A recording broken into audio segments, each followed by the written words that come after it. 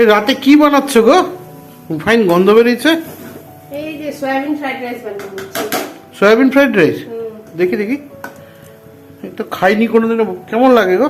খারাপ লাগবে না, ভালোই লাগবে। কি কি দিয়েছো?